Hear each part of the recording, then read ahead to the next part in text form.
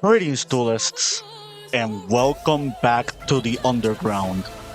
This is episode 20, I think it is.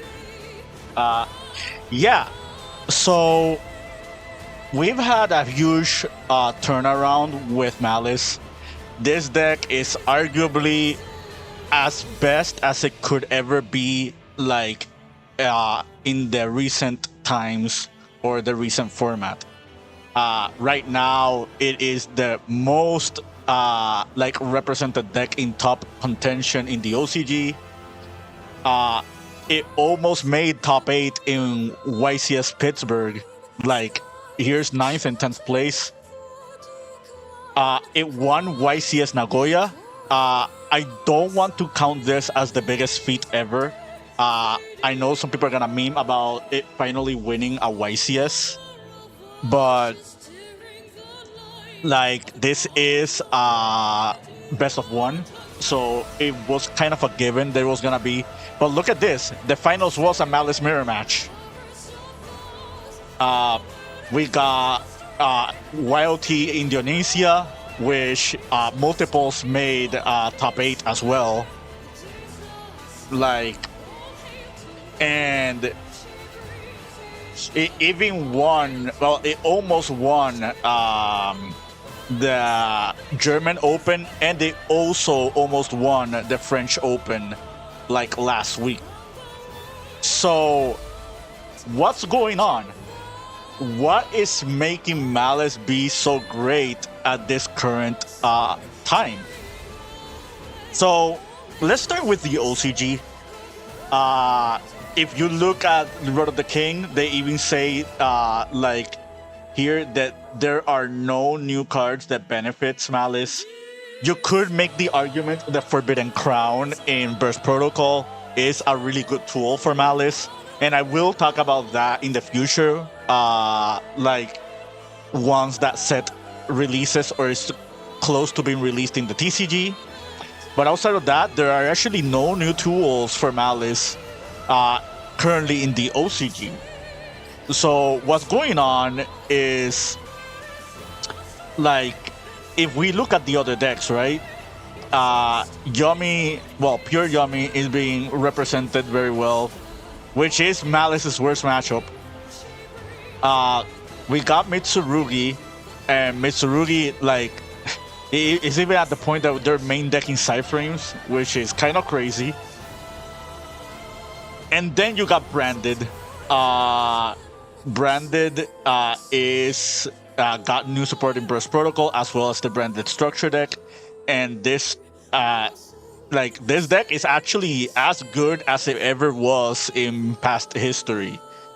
Now, why am I bringing up all these decks? And I'm if we're going to talk about Malice, Malice has a really good, like, outside of Yummy, every single like meta deck right now at the moment is really not the biggest issue for Malice. Now, the other thing I have to bring up is the most common non-engine that is being played in both TCG and OCG are not really that strong against Malice, except for a few exceptions. Ghost Bell is not really that good at the moment. Droll and Lockbird is also really not that good against Malice. Historically, it hasn't. Ash Blossom is okay against Malice, but not to the largest degree.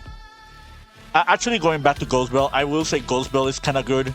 Ghost Bell does stop a few cards in the archetype.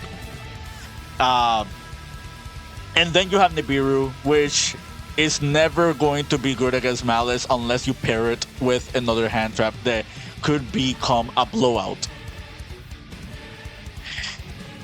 When it comes to non-engine, like Dark Ruler No More and Super Polymerization are really popular right now, and these cards are not that great against Malice, and the reason they're not that good against Malice is not because it doesn't clear the end board, it's because of their follow-up or their other layers of disruption.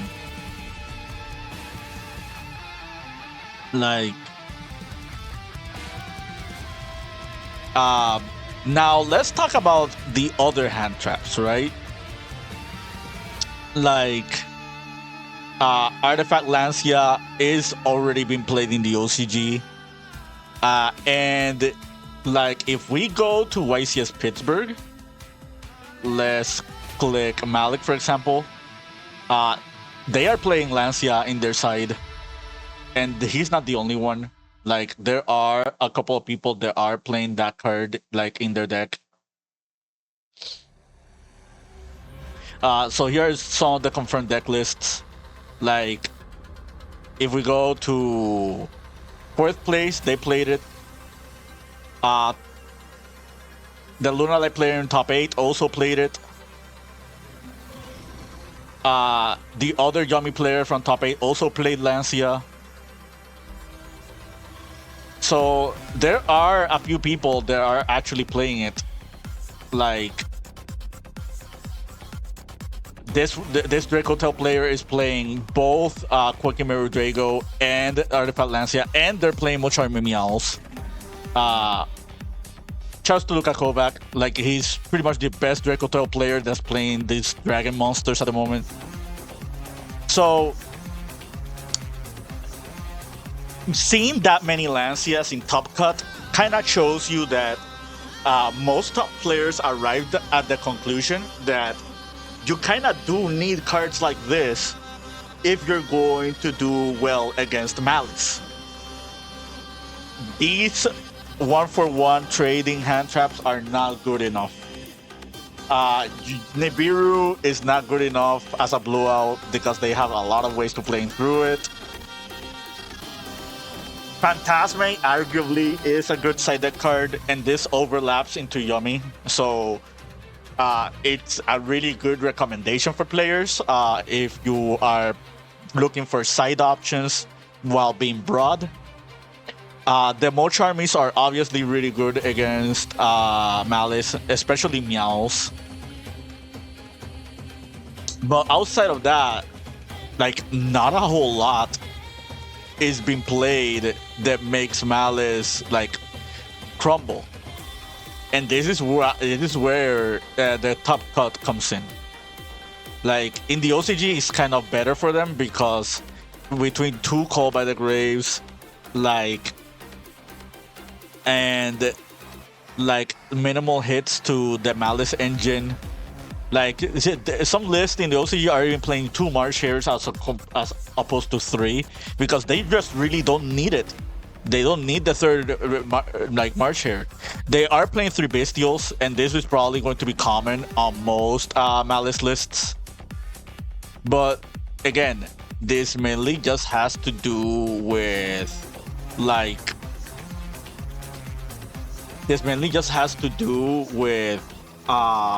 the meta game itself.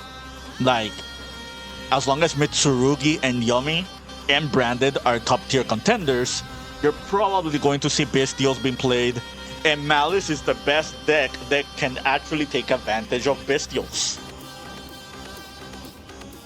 The other thing that's going on in the OCG is if we look at Top Cut, right, and we look at like all the represented decks that are being doing well, Dracotel is at an all-time low, and Dracotel is a really good matchup. Like it has a strong matchup against Malice, like with the side deck involved, but that deck is not being played a lot in the OCG. Now, the other thing is the reason Malice can do very well against both Mitsurugi and the Branded is because of like Dominus Impulse, right?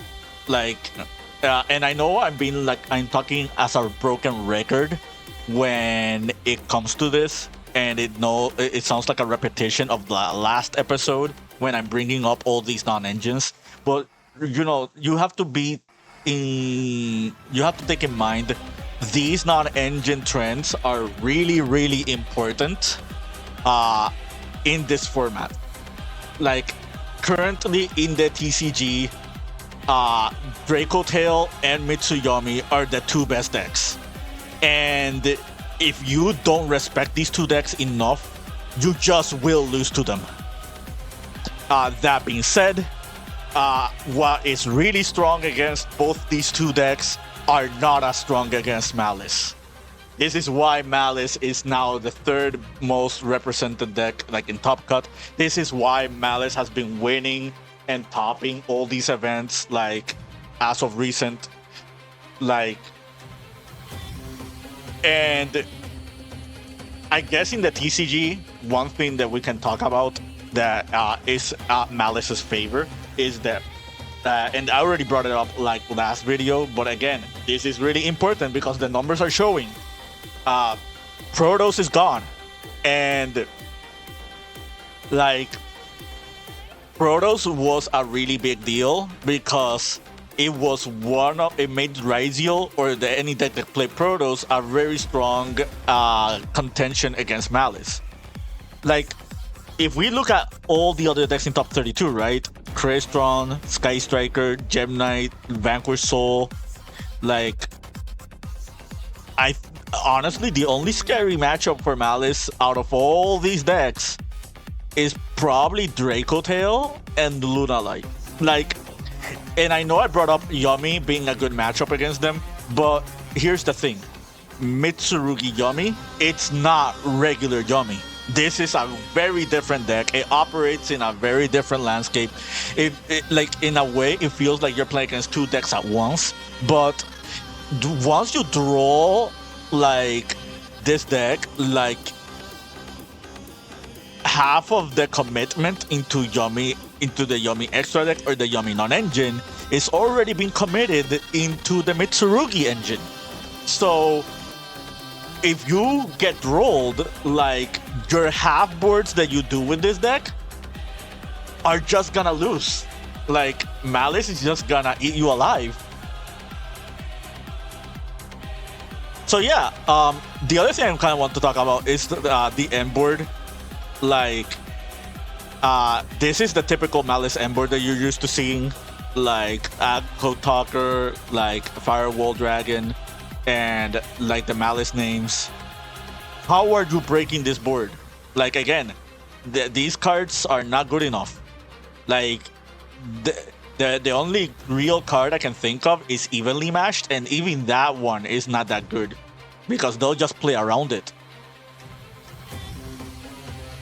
But yeah, so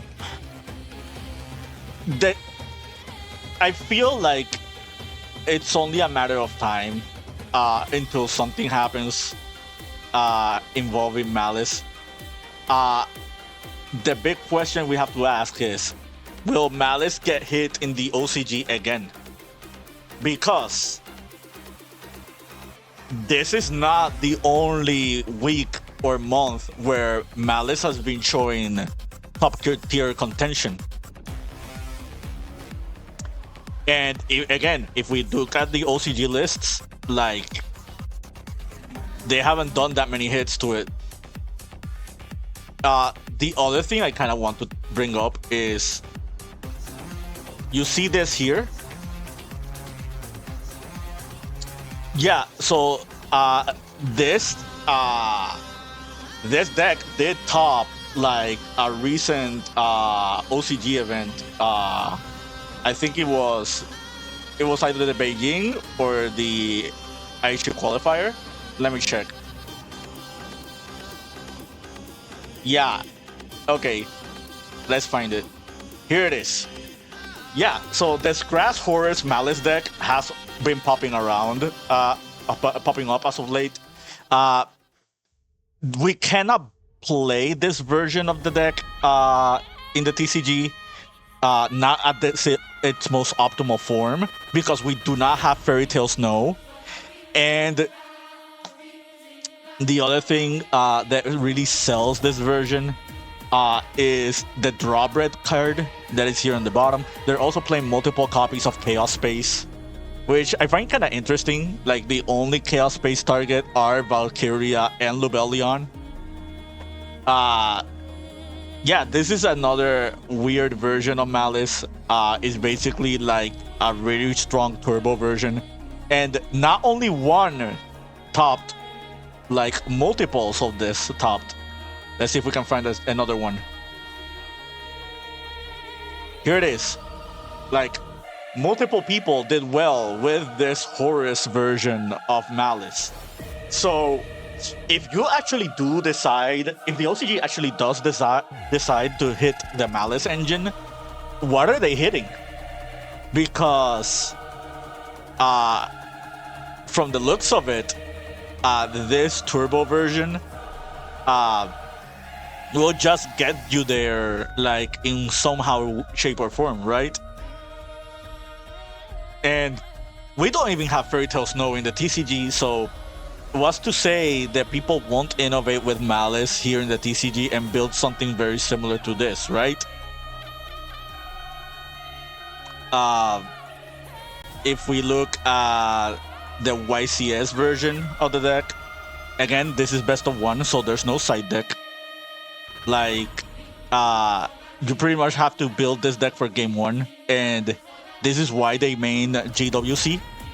I guess we can talk about GWC. Some people are cutting this card in the TCG. Yesterday, funnily enough, at my locals, I did play somebody who cut 11, and they actually was playing 06, very similar to this OCG list. Their logic was, if you're relying on 11 to do your combos and you just drew the rabbit, you're not behind, but you are already in not a winning position because you're relying on this white rabbit to resolve, and at that point, pretty much any hand trap can do something against you. Malice is one of these decks where they need the extenders to, like, properly play the game. And, like, if we count the Bestials and the backups and the Marsh Hares, that's a lot of extenders. Like, yes, in the TCG, Malice is pretty much not a one-card combo deck anymore. Same here in the OCG. If you look at the fact, well, in the OCG it is because they still have Splash Mage, but in the TCG, this is not a real one-card combo deck. Malice is not a one-card combo deck, but that's perfectly fine, right? Like, the only one-card combo deck that we have in the game is pretty much like Yomi, right? Like Yomi Mitsurugi. And, you know, if Yomi Mitsurugi is the only deck that, you know, is the contender for a one-card combo deck, I think Malice is just gonna be fine moving forward. Now, let's talk about Burst Protocol for a little bit, for a slight second before I end. That set is going to be very important because one card that will come out from there, let's see if we can find it, right? Let's go to OCG decks. Let's go to Yomi. Let's see if we can find it.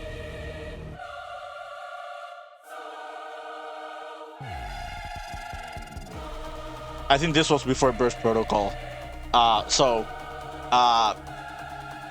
I guess on the next Underground episode, we'll talk about Forbidden Crown, because that card is really strong.